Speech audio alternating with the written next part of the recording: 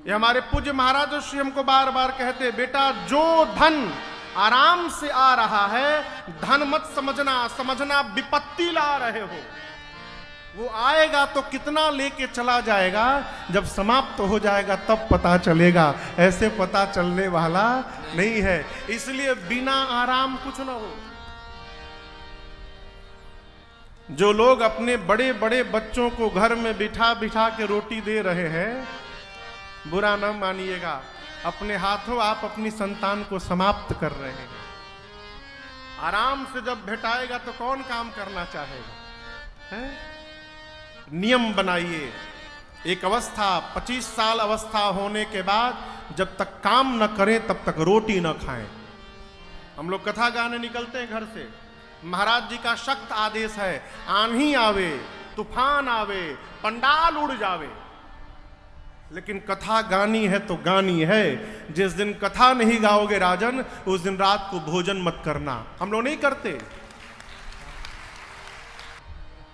आराम से किया हुआ भोजन, क्षमा करिएगा, शरीर में व्याधियों को जन्म देता है, जीवन रोगी हो जाता है।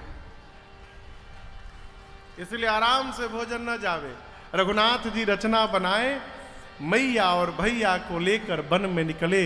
सजीवन साज समाज सब बनिता बंधु समेत, बंदे विप्र गुर चरण प्रभु चल करि सब ही अर्चे। साथ में अयोध्यावासी लगे तमसा तट पर। रात्रि में भगवान माया को प्रेरित करके ऐसा सुलाया सबको, सब सो गए गहरी निद्रा में। सुमंत जी रथ लेकर भगवान को आए हैं। सुमंत जी से भगवान ने कहा, मध्य रात्रि में रथ के पहिए के चिन्ह को मिटाइए और चलिए। अयोध्यावासियों को छोड़कर भगवान आगे बढ़े। सिंहवेरपुर में पहुंचे। निषाद राजगुह से भगवान मिले। रात्रि बीती निषाद राजगुह के पास। रात में लक्ष्मण जी ने निषाद राजगुह को, जब वो रोने लगे कि राम जी धरती पर सोए हैं, लक्ष्मण जी ने निषाद राजगुह को भगवान का स्वरूप बताया। ये जो सोए हैं ये जीव नहीं है। राम ब्रह्मा परमारथ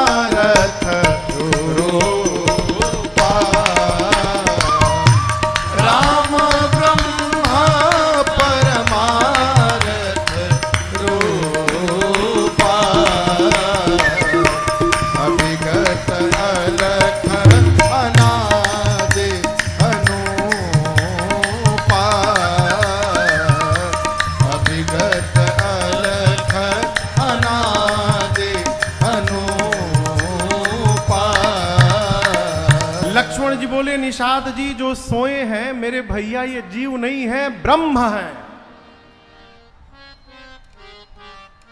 राम ब्रह्म अरे परमार्थ रूपा, ये परमार्थ के स्वरूप है। निषाद जी पूछे परमार्थ क्या है? लक्ष्मण जी बोले, मन से, वचन से, कर्म से इनके चरणों में प्रेम करना, यही परमार्थ है। मनसा वाचा कर्मणा, रघुनाथ जी के चरणों में अनुराग हो जाना, यही जीवन का श्रेष्ठ परमार्थ है। सवेरा भया,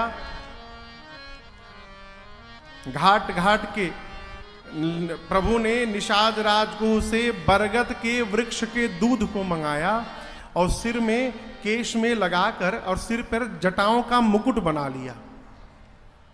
14 साल वन में रहना है तो केश को व्यवस्थित किया जाए।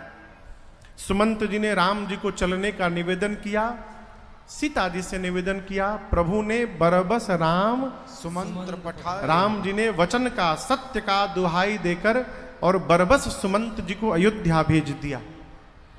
अयोध्या भेजकर भगवान गंगा जी को पार करने गंगा जी के तट पर आए हैं। अब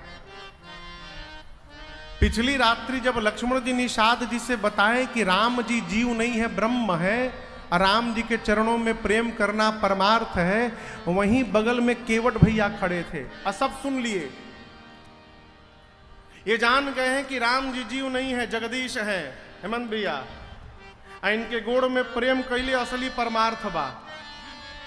सवेरा हुआ, केवट जी दौड़ कर गए निषाद राजगुरु के पास, बोले सरकार एगो बिनती बा हमारा रउरा से, हम चाहतानी कि रघुनाथ जी हमरे नाव में बैठ के वो पार हुई, तो रउआ एगो सूचना भेजवा देती गांव में कि केहू भी मल्लाह ए बेरा केहू घाट पर ना जाओ हमरा के छोड़ के।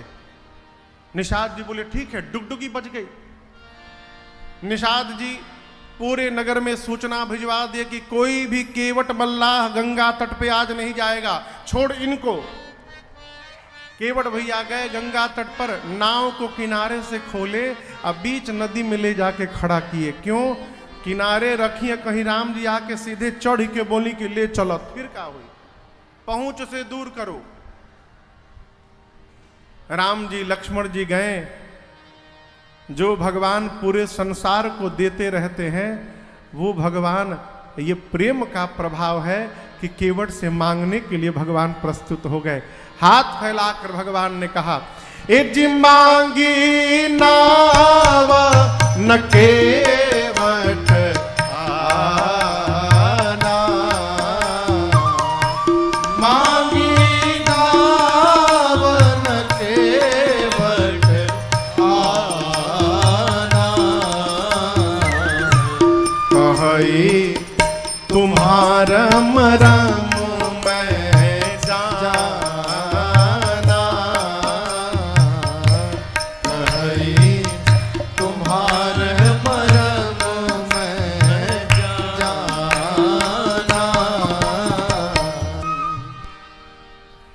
राम जी, लक्ष्मण जी, सीता जी निषाद राजगुह गंगा के तट पर आए। केवट जी नाव लेके बीच नदी में खड़े हैं, जैसे पंडाल के बहरा लोग खड़ा बना। आप देखिए जैसे लोग खड़े हैं पंडाल के बाहर उधर, उसी प्रकार दूरी बनाकर निषाद राजगुह के श्रृंगवेरपुर के नगरवासी खड़े थे दूर में। पास में नहीं आ सकते क्योंकि राजा साहब है, प्रोटोकॉल है। नगरवासी दूर खड़े हैं। नगरवासियों ने देखा कि केवट जी नाव को बीच नदी में ले जाके खड़ा किए हैं, वहीं से इशारा करने लगे, ओ पार चल जा, अहिया माते ने कहे इस पार केवट जी आ जाएंगे तो रघुनाथ जी उस पार चले जाएंगे, और केवट जी उस पार रहेंगे तो राम जी इसी पार बने रहेंगे। इसलिए कहते आना मत, उधर ही रह जाना। राम जी पहुंचे गंगा तट पर, और पहला शब्द भगवान का, मांगी नाव। केवट जी को देखिए, न केवट आना। भगवान ने नाव मांगी, केवट जी सीधा सीधा मना कर दिए, नहीं लाऊंगा। खाली मने नहीं किए, कही तुम्हारा अरे मरम मैं जाना। बोले हम आपका मरम जान गए हैं, हम नाव नहीं लाएंगे। लक्ष्मण जी बोले, भैया ये आज पहली बार भेटाए हैं, आई बोल रहे हैं कि आपका मरम जान गए। हम जन्म से आपके साथ लगे हैं, आज तक हम आपका मरम नहीं जान पाए, ये केवट जी कैसे जान गए?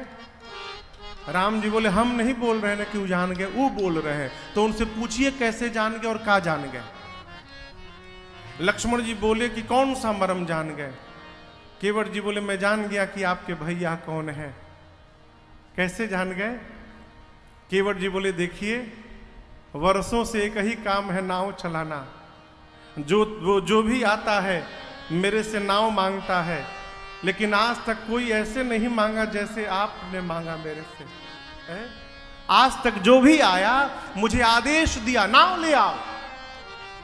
पहली बार जीवन में कोई आया है जिसने आदेश नहीं किया है, जिसने मेरे से नाव लाने की प्रार्थना की है।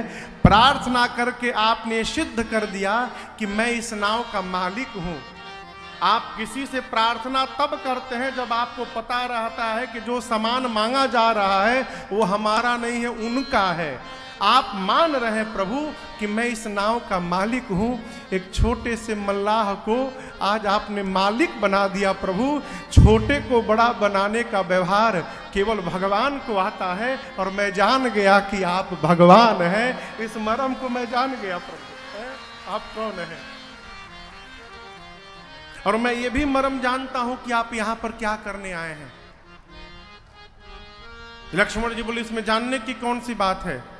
गंगा के किनारे खड़े हैं, नाव मांग रहे हैं, गंगा पार करना चाहते हैं। केवट जी बोले आज पार करने नहीं आए हैं राम जी। लक्ष्मण जी पूछे फिर क्या करने आए हैं। केवट जी बोले पार करने के लिए आए हैं।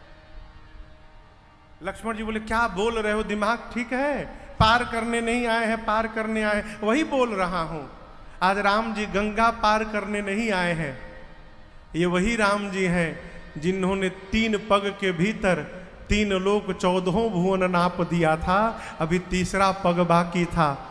जो 2 पग में पूरी सृष्टि नाप सकता है वो गंगा पार करने के लिए नाव मांगेगा। मैं जानता हूं आज राम जी गंगा पार करने नहीं आए हैं। आज राम जी गंगा और नाव को माध्यम बनाकर अपना चरणामृत पिला के इस केवट को पार करने आए हैं। इस मरहम को मैं जानता हूं प्रभु, मैं नाव नहीं लाऊंगा है।